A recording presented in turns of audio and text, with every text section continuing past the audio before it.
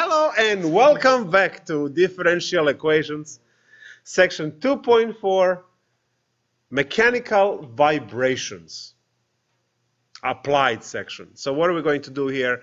We're going to take our previous lecture on second order constant coefficient ODEs and apply them in this setting. So we're going to kind of marry a little bit of physics here with lots and lots of math. We are going to derive the equation, and in general you just remember the equation. You remember the mass, the dampening constant, and the spring constant, and when you see a problem you populate those and then just unleash the method, which is characteristic equation. You factor it or whatever, figure out what kind of solutions you have and just work it out. So in terms of derivation, we are going to start with Hooke's law, right?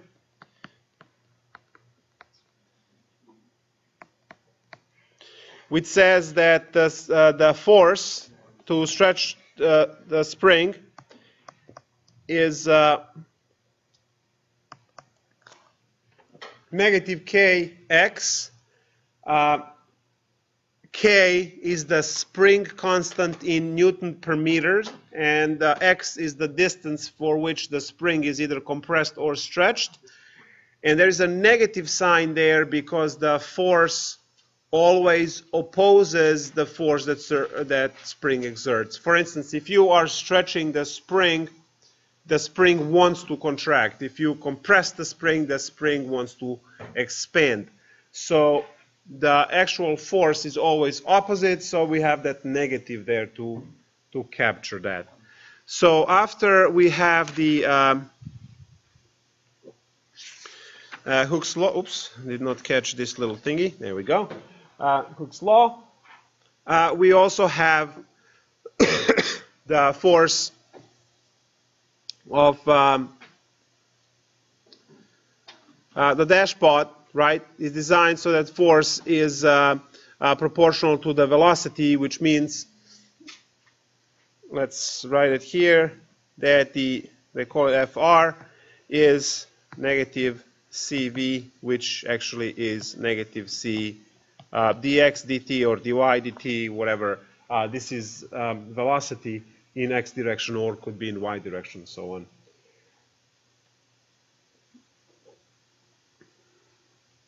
So that's the, that's when you attach the mass.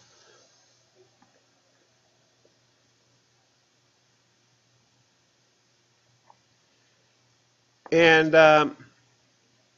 C is the dampening constant, right? So this system might slow down and eventually stop. And then we also have the external force. Just call it F of t, which is the force that excites the system and could, in some sense, keep it running. So that will be the forcing term as well. So imagine, the kid on the swing.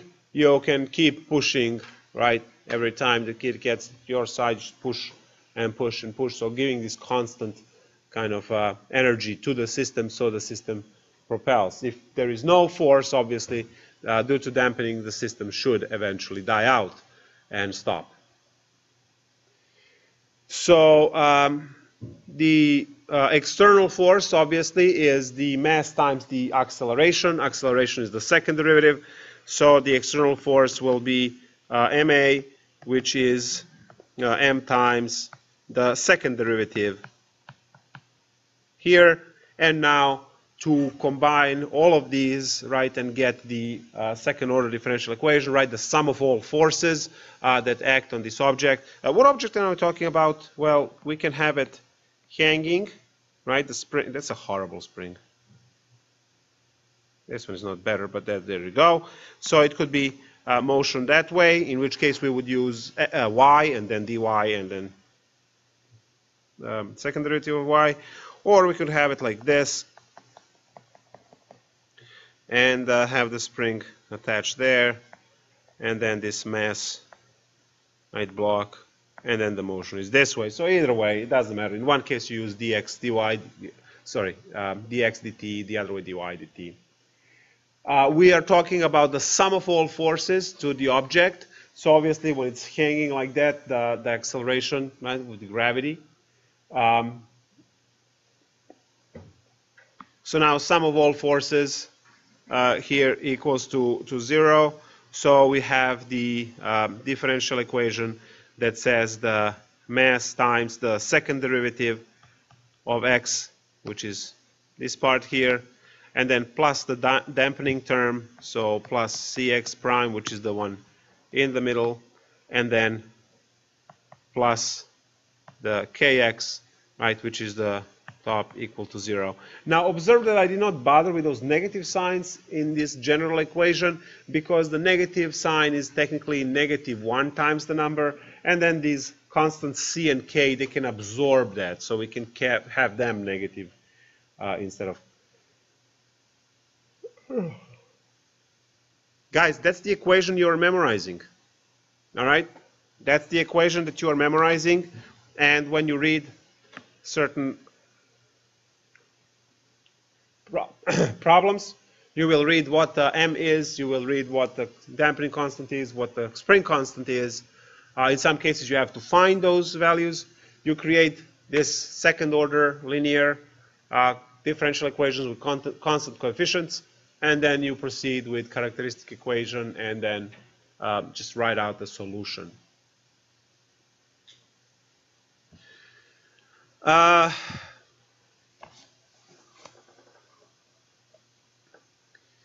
We can have this also, as I said, in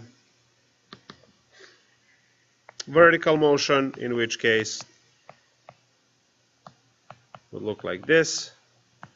And we can have, if we want to, we can have the driving force on the other side. It's okay. So when it's equal to 0, it's that homogeneous case where you can actually just use the characteristic equation. Now, we are going to actually make these problems a little bit more advanced. Next section is going to work on variation parameters, and then we will be able to introduce more interesting problems than what we have today. So, are there any problems that we could look at?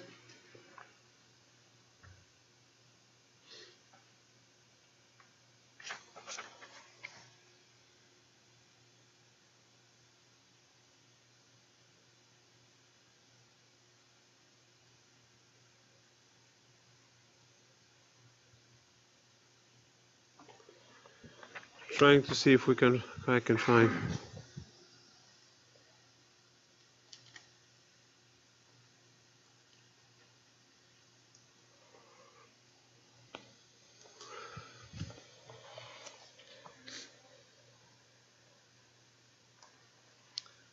I don't know. Say there is no in homework over there. I don't see any problems that are going directly with it, working directly with this. So I'm just going to make one up. Say that your mass is 2 kilograms, no dampening, and spring stretches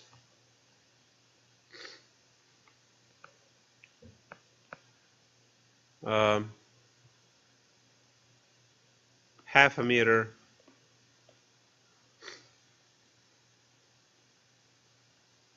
when we apply 300 newtons, whatever. So in order to solve this problem, all we need to do is to plug these values in. Now this one here is the one that gives you K. And you get the K by realizing that F is equal to K. And then you can write this if you want to as a delta X. So that's that 1/2. So I have that 300 newtons is K times 1/2. So K is definitely 600, right? Newtons per meter. So now all I need to do is to plug everything in differential equation. I have m with 2, so 2x double prime plus 0 times x, I have no dampening, plus 600x equals to 0. When you divide through by 2, you get second derivative of x plus 300x equals to 0. And now you're supposed to solve this. Well, this is the one with constant coefficients. We immediately write characteristic equation. So r squared plus 300 is equal to 0.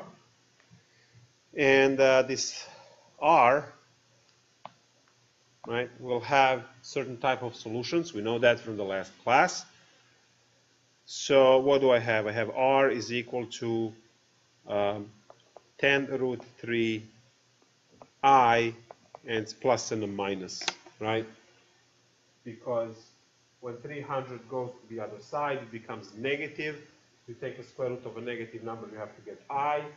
300 is 100 times 3, square root of 100 is 10. So that's that answer. So we see it's a complex answer. And I mean, things in mathematics just always obviously make sense if you look from the equations. Observe that there will be no real part for your answer. And that's not happening because there's no dampening, which means that this system will never stop. The dampening term is the one that actually makes the system stop because it ends up having, let's say, e to the negative t on top. And I will be talking about these concepts in 2 classes where we see, you know, a wave that it's uninterrupted like this one, and then you see the one that looks like this. So the second one has that dampening because the answer would be multiplied by e to the negative t, which creates this kind of bound around and squeezes the solution to kind of oscillate in between those 2 lines until it hits the 0 and dies out as a motion. So you know that if you take the pendulum and let it go, it will swing and then eventually it will stop. Why? Gravity, air resistance, and whatever else. Someone's head was in the way, whatever. But it will stop.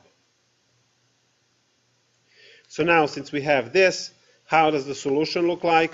It looks like y of t is equal to, again, no e part because we don't have the real component to this complex answer. We only have the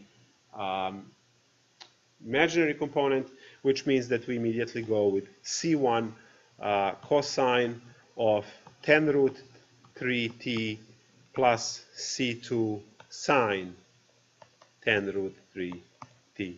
And that's the solution. And we see that it's a combination of sine and cosine. And we know that those 2 functions are periodic and behave the same for all eternity. So this particular system will never stop. It will oscillate.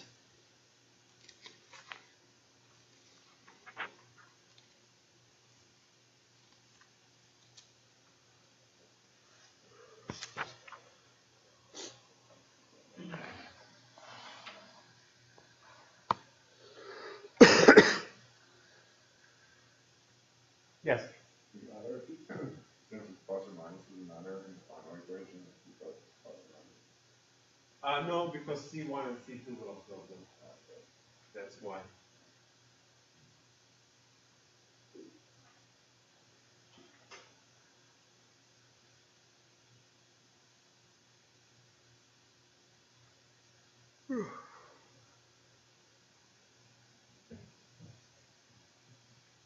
Questions, concerns, anything else? Clear as a day? Of course, math, right? It's just differential equations, no need to panic.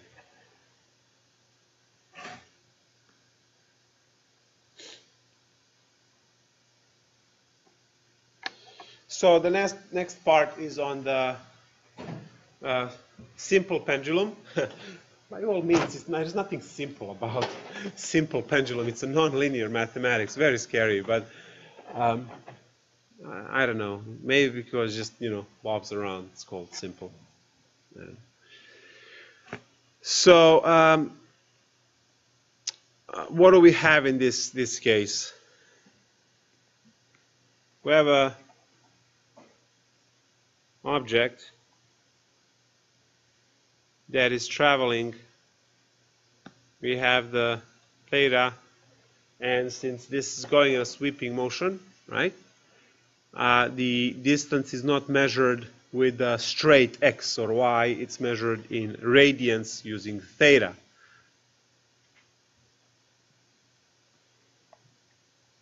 So we know that this is where the origin lives. It's the place for at least energy used, which is the preferred stage.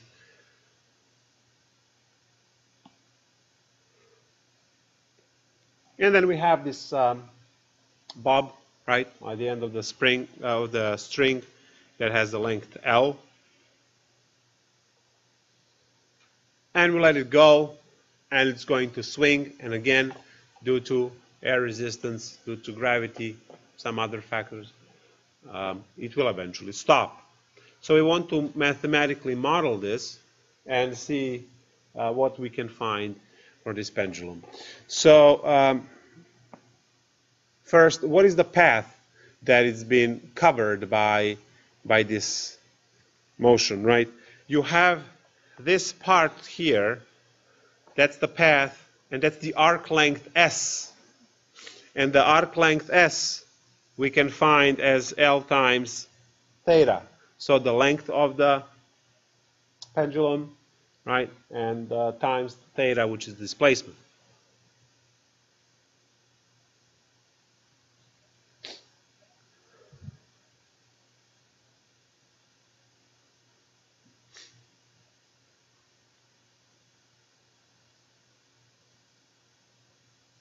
So what do I have?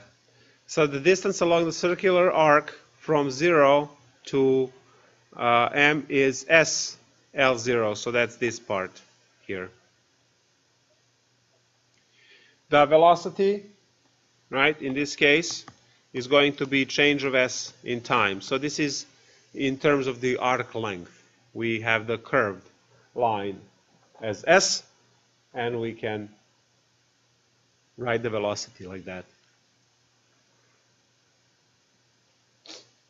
You heard me earlier say lowest energy state, which is the reason why the bob will stand in that what we call equilibrium position. All objects, you want to learn all of the physics now in one sentence? All objects strive to just be in the lowest energy state. That's it. And from that principle, you develop everything that exists in physics and so on. That's the reason why the planet is round. That's very, very simple. So each single particle on the planet would like to be in the middle, but it can't. So they arrange themselves to be the closest possible distance to the center of the planet. That's the reason why the planets are all round. Now, due to magnetic stuff and so on, they get to be squished a little bit and so on, but for the most part, they're as close to sphere as possible.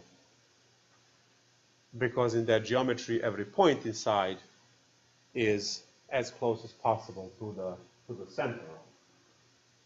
So now, talking about this, taking this perspective of the world and thinking about the lowest energy states, right? You want to know the energy of this object, right? And since it's moving, it's going to have kinetic energy, kinetic, right? Kinetics, motion. Think about it. The equation would be 1/2 mv squared. It has to have a mass because the damn thing has to exist, right? Physical, as a physical object, so it has mass. And that's m, and it's moving at the velocity. Now square and divide by half, those are the physics portions where you go and you say, okay, how do I do this to match the units and all other things. So we have the kinetic energy to be 1/2 mv squared. Now velocity is the derivative of the path, and the path is the arc length, and the arc length is the L theta. So after this triple substitution, we have the very simple equation that we can understand, which is 1/2 mass, and then you have L squared, and then you have your d theta dt squared, right? So if you just stare at this, right? If you are to differentiate this to get ds dt, L is a constant. It's d theta dt on the other side. So if you square the left side, square the right side, you get your L squared, you get your d theta dt squared. So all of those things are just plugged in. That should take less than 7 seconds for you to get. All right, is there anything else that we need?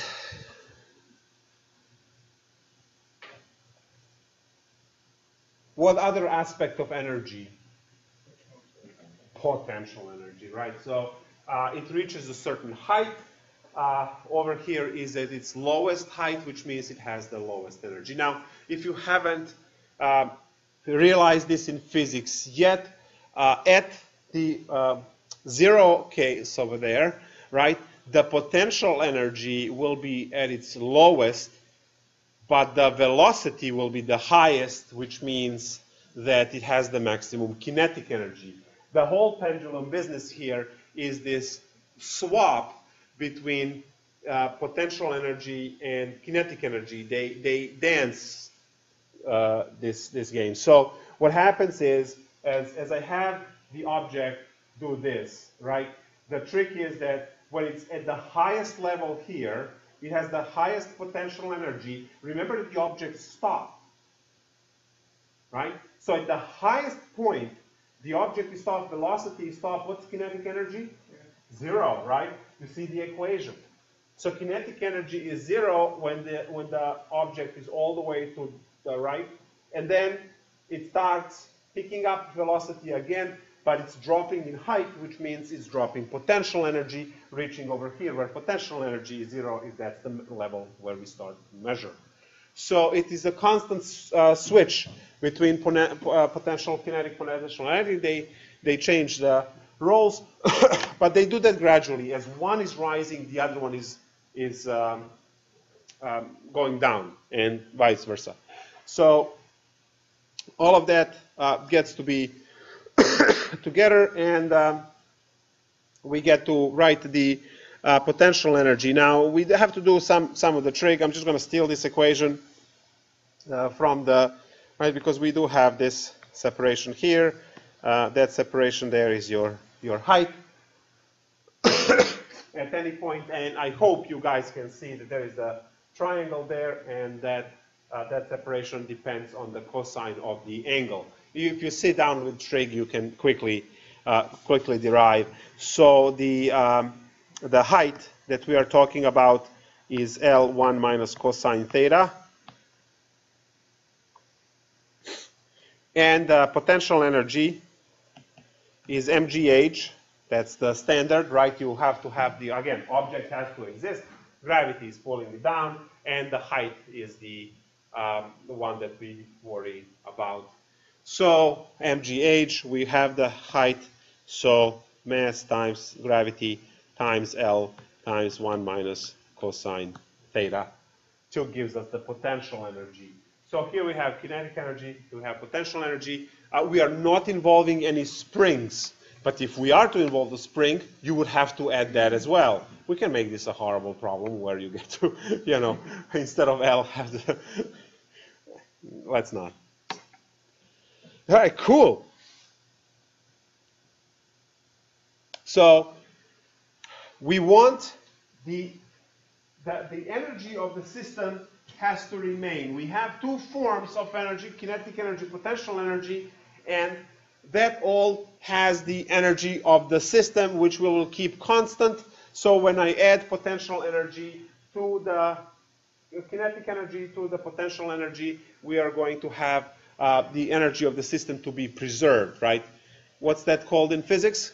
Principle of conservation of energy, yes. So T plus V has to be some kind of constant, and we just plug all of these things in. We have 1/2 ml squared d theta dt squared plus mgl 1 minus cosine theta is equal to c.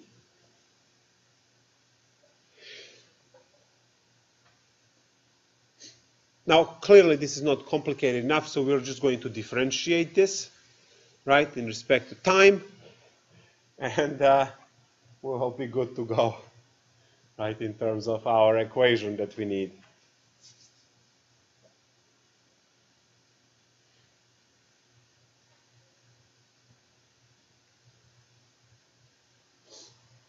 Fair? Now, what do I get to differentiate? Now, you're listening to this and you go, what the hell? Wow.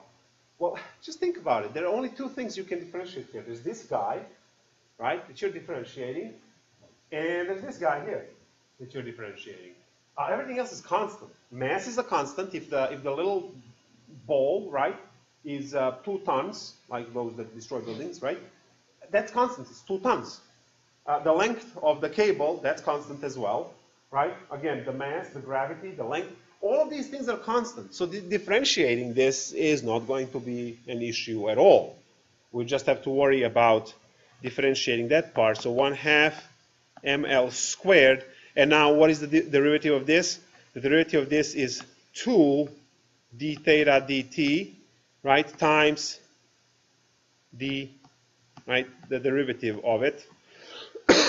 It's a chain rule. Differentiate the outer, which is, this is like differentiating x squared, right? So what's the derivative of x squared? It's 2x, right? And then the derivative of x would be 1. Well, now we have d theta dt.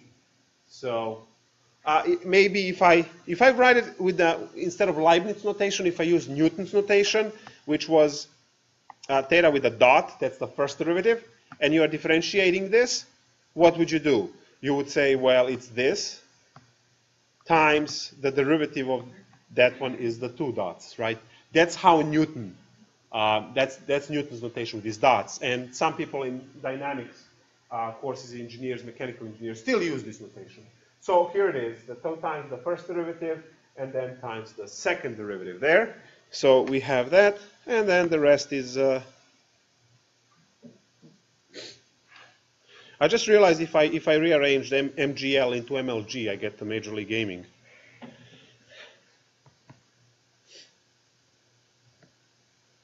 So MGL, the differentiating that piece, the derivative of 1 is 0. Derivative of cosine is negative sine and negative. They die off, right?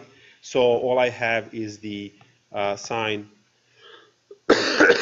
theta, and then followed by the chain rule, d theta dt, equal to 0, right? So does it look worse? No, not really. We have certain things that we can deal with, but at least it's equal to 0, right? We got the homogeneous case. And looking at all of this, like obviously 1/2 and 2 are going to die. Bye-bye. And yeah, divide through by ml. Those things can't be 0, so you are allowed to divide through by ml squared. None of those are zeros, so we divide through. I get divide by ml squared, divide by ml squared, divide by ml squared, and what we get is, so everything cancels in here. No, I'm going to divide by ml squared d theta dt. That can't be 0 either. Okay, because I was getting extra terms I didn't like. D theta dt is there as well. So when you divide 0 by that mass, it remains 0 on the right. And I have just the second derivative of theta in respect to time. That's like a, acceleration. And then plus what's left on the second one. Mass is cancelled. One of the L is cancelled. One L survives. So I have G over L. And then d theta dt dies. I still have sine theta survive equal to 0. Yeah.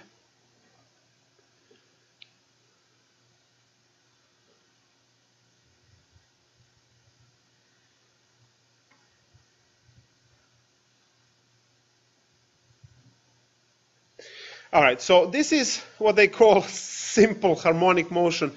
Not simple. Not simple because of the sine theta. It's a nonlinear term, guys. Absolute nightmare to deal with this, this equation. But what we can do is we can linearize this.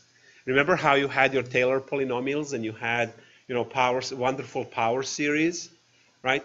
So what we know from those is that if you keep the angle small, let's say maybe pi over 6 to each side, from negative pi to positive pi over 6, this sine theta can be swapped with just theta, the first term. So just a little crash course in that if you forgot from your Calc 2, or if you haven't seen it in your Calc 2, you should. If I draw sine function, which looks like this, that's a terrible sine function. Still terrible, but at least the part that I need is okay. And I draw y equal x, right? We see that in this box over here, the black line and the red line, right, are on top of each other. They're very close to each other. Now, we know that when we are plotting this, you have the amplitude on the y-axis, but the x-axis is the one that has all the radians, right, in terms of pi. So this is where your theta would be. So for small angles, let's say pi over 6, probably less than that. I never actually looked into it. For pi, let's say negative pi over 6 to pi over 6, you're going to... Is this stream on? Yes, good. Whew. For the moment, I just couldn't remember. So for these angles, right, let's say negative 30 degrees, but maybe even less, right, than that, it's a pretty good match, right? And we can use that to linearize this equation. Because remember, this differential equation is not linear because of sine theta. That's the only reason why this is not linear. If you... there's no way you can solve this, okay? There are graduate level courses called asymptotics methods where you actually do the Taylor expansion there and then you get to solve these kind of things. In this case, nope. So what we do for differential equations for this class, we say, yep, we're gonna just worry about this small little part where we actually linearize that sine theta there. So for small angles, I get to write this as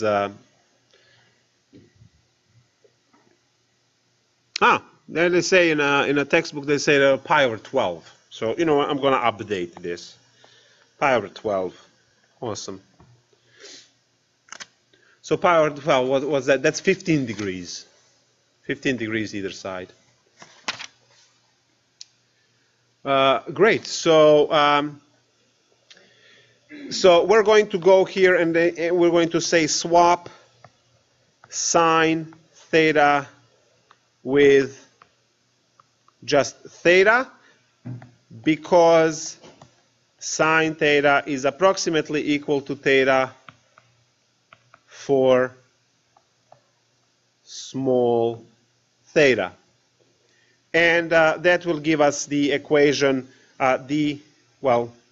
least squared theta over dt squared plus g over L theta equals to 0. And then this is simple harmonic motion, but there is no dampening in this case. This is when it just goes on forever. The the whole motion of the pendulum depends whether you do this on Earth or Mars or the Moon because of G, and it depends on how long the string is, right? But as you can see, there is nothing to stop it. As soon as you put this whole thing in motion, there is no term that stops this. So what we can do is we can just get, and we can add the term that would make this work, make it stop. So I can just say, okay, so here is the equation. Finally, we have second derivative of theta plus, here's the dampening term again, and then plus k theta to follow the notation from the previous equation where this k is g over L. So this is our equation now, and it looks the same. It has to look the same as the one before.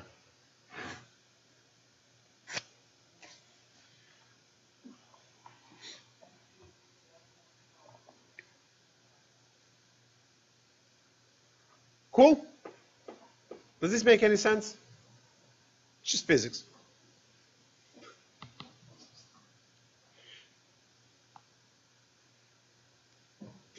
Just imagining any of the physics professors really going, man, that's going to make sense. But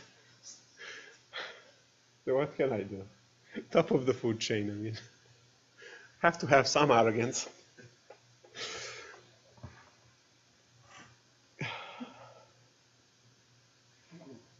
So yeah, that's that part. So what we're going to do now, we're going to examine the case where we have no dampening.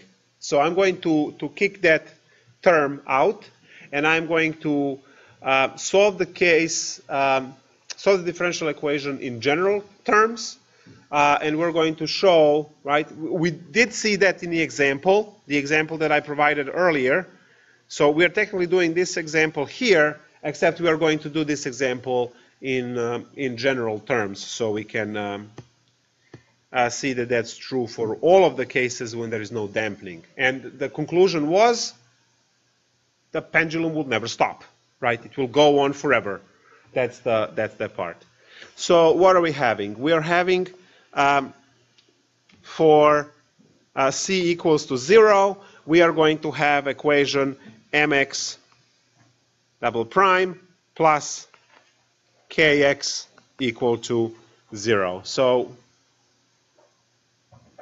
then, now what I'm going to do is I'm going to put the definition now that doesn't make sense right off the bat, but it will make the sense once we do the calculations for it.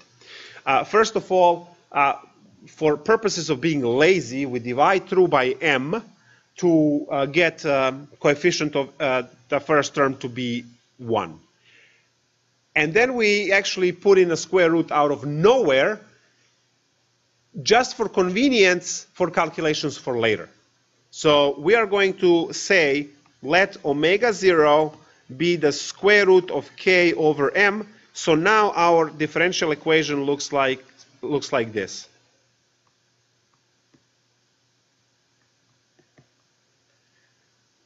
So I'm just going to put the word let, and I kind of told you half of it where it comes from, right? So dividing through by m, when I divide through by m, and I can do that because mass is not 0, object exists, it's dangling around, right? So it exists, it has a mass, I'm dividing through by m, and then I put this square root out of nowhere. So now I have my differential equation, and I want to solve this, right? So now you see that the characteristic equation for this is r squared plus w naught squared is equal to 0. And this is the reason why we put in that square root out of nowhere, because we get this equation, and clearly the solution, there I say clearly, right? Solution for this is r equals to plus minus omega 0 I. Right? We have two complex solutions, and just to have such a clean solution, right? Omega 0 I. That's why we put the square root out of nowhere, just for convenience and for these things. I mean, they're already beautiful. We just made it. Beautifuler is not even a word, but I'm going to use it. It's differential equations. So now, going to our solutions for differential equations, we know that the solution for something like this would be x of t is equal to, again, no e part, because there is no real part to the solutions for r. We just get c1 cosine omega 0 t plus c2 sine omega 0 t. What a beautiful solution, right?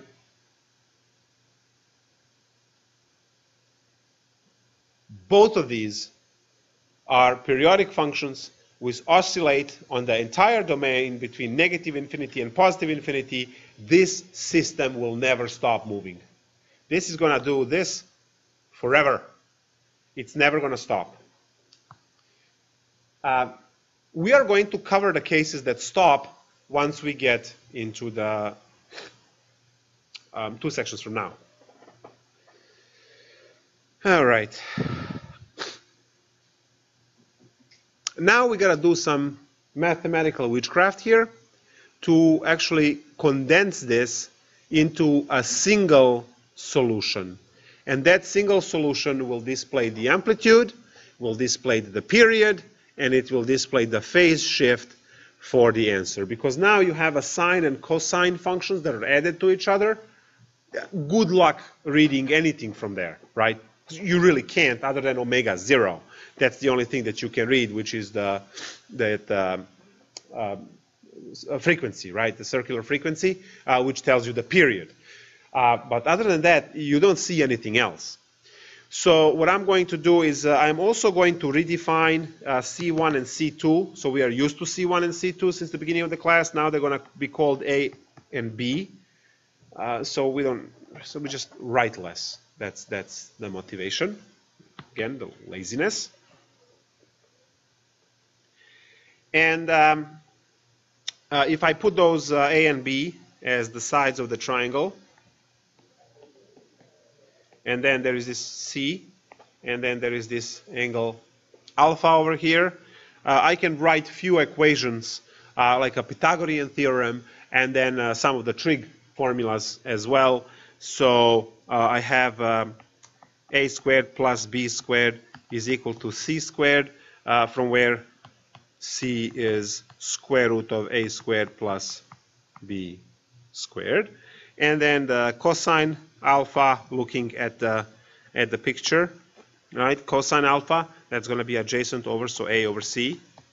And sine alpha is b over c. So those are those.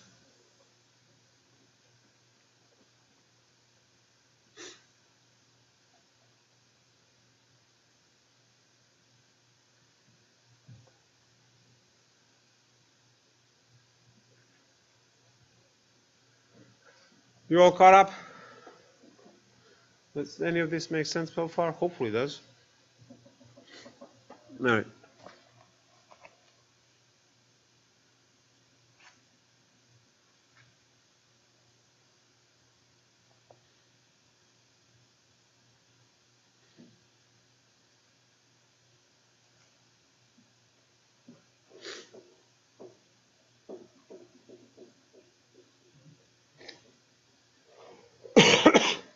All right, so what am I going to do here? Here is that little trick that makes everything work. So when I take the solution, x of t, which is now a cosine omega 0 t plus b sine omega 0 t, I'm going to multiply each one of these terms by c over c.